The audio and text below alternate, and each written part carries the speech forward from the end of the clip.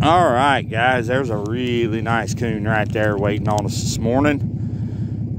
Just a dog proof. You can see that trail going out across there. That's an old cattle feed lot. Going out to that pick bean field there on past it, and got a pick corn field over here behind me on the other side of the road. Going out to there. So anyway, we've taken, I don't know, this is either 4 or 5 coon off this little trail right here. It's just right outside of the edge of town here. So anyway, we'll get him taken care of and we'll go get some more. All right, guys. Just some of my daughter's expired cereal down the hole there, and a little bit of my Red Diamond #1 there around the rim of it, and that's all it takes. All right, guys, there's another one. Kind of a slow day today. We got a lot of stuff we need to pull and move, but my partner's got the flu right at the moment, and kind of out here by myself, which is not a big deal or a bad thing. It's just it's kind of nice to have help pulling all this stuff. But anyway, we'll get this taken care of and go see what else we might have. All right, guys, there's another one down there. Timbers are telling on him. We'll go down there and get him. Kind of an odd colored coon, but anyway, we'll go down there and get him taken care of and get that set remade and go get us some more. Boy, he's rowdy too. He is not happy.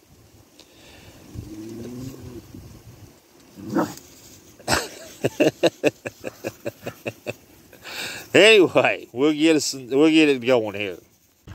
All right, guys, there's another big coon. Timber doing her thing, telling on him. We're gonna get him taken care of here right quick and get on our way.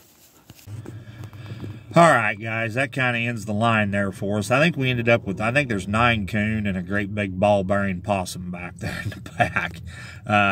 Not real good, but like I said, a lot of this stuff that we're running right now is really old, and it really needs pulled, and it really needs moved. So I thought I'd take y'all with me today, and we'll do a little scouting on our way back towards the house.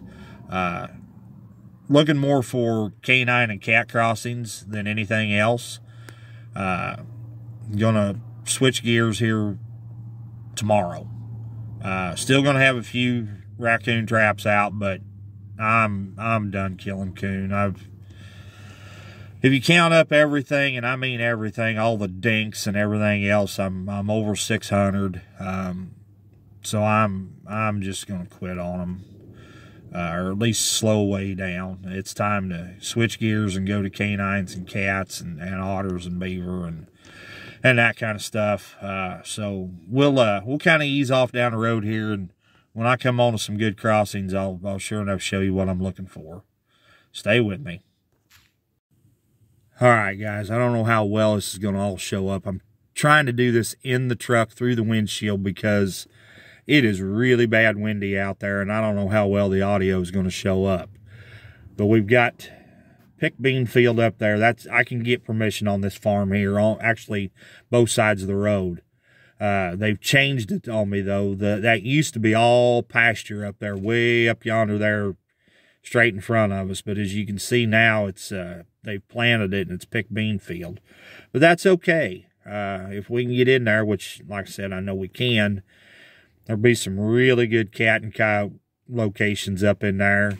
But to put dirt sets in, the only problem is this weekend, in fact tomorrow, Iowa's national holiday begins. Our first shotgun deer season opens, and the place will be crawling with the Orange Army. So kind of got to be careful where I go and what I do. But that doesn't mean that we have to go in there, because I guarantee you there's coyotes and there's cats both crossing this road. We just got to find the trails.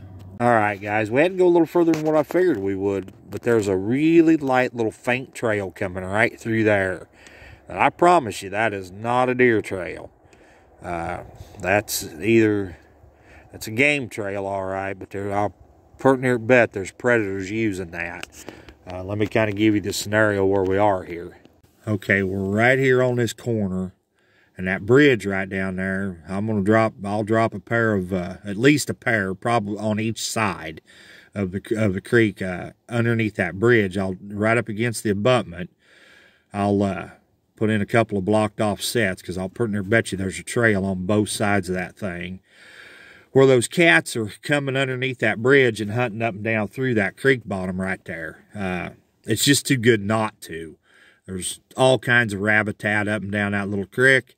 It's just a really good location. We'll ease on down there and take a look. But that's a pretty good little trail right there. That's kind of what we're looking for. Just those little light, pissy trails that don't stand out real big and they don't amount to much. But that's where your coyotes and your fox and your cats are crossing, right there. Just in places like that. That's a good cedar choke thicket up through there, little draw. Plenty of habitat there to hold cats. All right, guys, here we are on this bridge. And look over underneath there. Don't really see a distinctive trail, but I'll bet they're using it. That's just a locust thorns and hedge trees and a quagmire of impenetrable rabbit brush from hell up through there.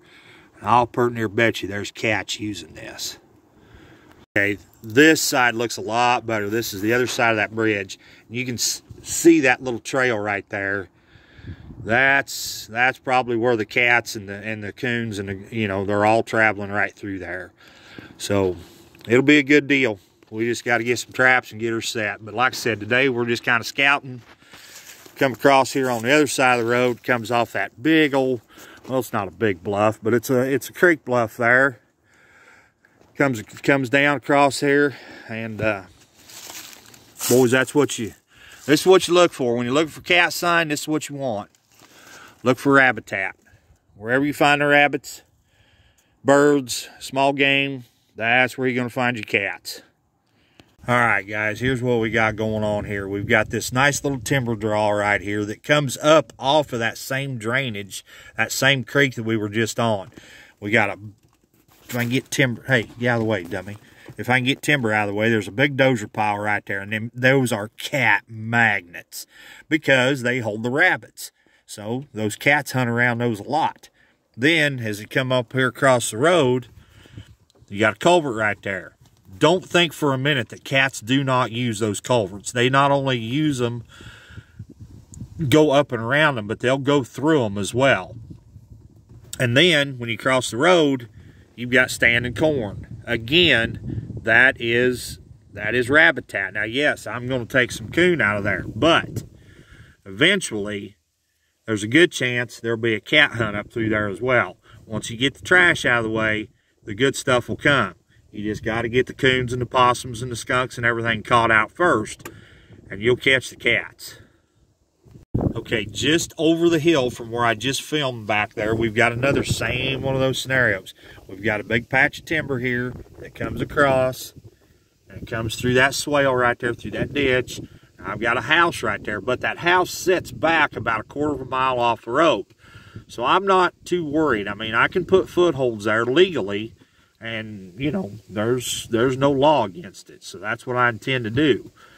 Put footholds down there. I guarantee you there's a trail because it goes right up through the edge of that standing corn right there and all that brush. It goes right up there towards, there's another big draw, big cedar choke finger back up in there, and I promise you those cats are hunting through there.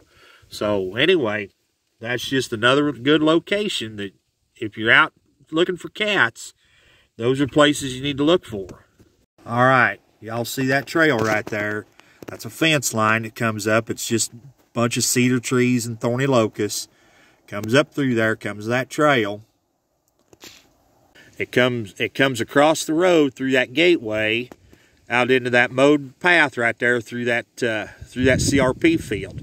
You don't think there ain't a cat hunting through there, and then you've got this standing corn back over here behind us too. Boys, I'm telling you, if that don't scream bobcats in the Midwest, I don't know what does.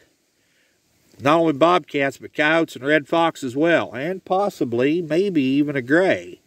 Now, granted, again, like I said, you're going to take some coon, but the really good thing about it is, chances are, they're going to be great big coon. So, boys, don't overlook these places. I'm telling you, they're going to pay off. Alright guys, now here we go again. I don't know how well it's going to show up, but we've got a fence line that comes right where that big tall cedar tree is standing. And you can see that trail right there, okay? Again, it's coming out of that same patch of CRP ground that we were just at, and it goes across over here to a pit cornfield. Now, chances are the cats aren't using it anymore, but them great big coon are, and so are the coyotes. So, again, you want to look them places over really close. That's a heck of a trail right there. It's going to take a little doing, a little narrowing it down to make it work, but if all else fails, go to the fence and drop a pair of footholds in there if it's legal, which it is here in Iowa. I can set a foothold right in that fence, and I'm good. Now, I can't put a conibear or a snare in it in the right-of-way. If I had permission and was back off the road, then I could put a conibear or snare right there, and there's nothing anybody can say or do about it. But in the right-of-way, in the road right-of-way, I can't do that. But I can put a foothold right there, and it's perfectly legal. By all means, don't pass those places up. All right, guys, that is not a deer trail coming under that cedar tree. They are not going to duck and jump right there, I promise. That's probably a big raccoon trail, but I guarantee you, them coyotes are going to use that just the same as the coons do. You just got to work the coon out of the way first, and then you're going to pick up them predators. Same field, same scenario, same deal. With the CRP fields on the other side of that cedar tree, coming across the road, and going out to that picked cornfield. So anyway, those are places. Then we've got this little ditch right here in front of us, that where that little patch of brush is. There's a culvert right there, I believe. Pretty sure there is anyway. It's been a few years since I've trapped this road. But anyway, I pretty near bet there's a culvert right there, and that'd be a good place to pick up some big giant raccoon coming out of that CRP field and coming across. I don't mind catching raccoon, especially this time of the year, as long as they're great big. I'm just tired of catching the dinks. We have such a tremendous coon population here this time. It's unreal. Now, a lot of the places throughout the state have been hit with distemper. I know Logan X-Line, the no-name trapper, he's having trouble with it. Pretty sure, I mean, I'm not positive, but I think Justin Deaver probably had a little touch of it too, because as many traps as he was running, his daily averages sometimes weren't real well, and it seemed like he was catching a lot of big coon too. I could be wrong though, but I don't think I am. I think he probably had a little touch of distemper go through his country too. And I know I talked to some buddies of mine up in Wisconsin. They've got it up there, so the coon catch is going to be way down this year, and plus the lack of guys out there trapping them anyway, because they just ain't worth nothing. So anyway, those are places you want to look for. That's a heck of a trail right there. Okay, guys, so I was wrong. They're not going through the culvert. They're coming up and around it. You can see that trail right through there where they're coming up and around and coming over the road. So they don't always go through the culverts. You got to stop and you got to really get out, and sometimes you got to look, but they're usually there. Now this is breaking off now into a really rough piece of timber ground. So I know those coyotes and those cats are going to hunt up through here. I mean, maybe not so much the cats because it's so open out here now that cornfield's been picked. But them great big coon and them coyotes are still going to be using this. Alright guys, so we've got a special situation right here. We've got this culvert right here that dumps really high. There's nothing going to be going through that culvert. But there's about 3 or 4 trails back here behind us that are coming up and around. And then on down the road, and not very far apart, they're only about, I don't know, maybe 50 or 60 feet apart. There's 2 more culverts between, there's 3 right here in a row. And they've all 3 got good trails coming up and around them because they're all dumping high, like this one. So, boy, I'm telling you, there's going to be some killing going on around here. We've got breaks off into that nasty rough timber ground. We've got good timber ground over here that's really rough and rugged too. I used to deer hunt that when I was a kid. Man, I finally told my dad I didn't care if there was a herd of buffalo in there. I wasn't going back in it. You're on your hands and knees more than you are walking, crawling through that stuff. So I know there's cats crossing right here somewhere. We just gotta catch them. All right, guys, that's going to kind of wrap this up a little bit. I need to get on home, get this skinning done. I sure appreciate y'all watching. I appreciate y'all tuning in. If you would, please hit that thumbs up for me. Hit that subscribe button if you haven't already. Leave me a comment down below. I answer every one of them. I promise you that. Thanks a bunch, guys, for everything you've done for me for this channel. Once again, this is Dale Billingsley with another one. Signing out.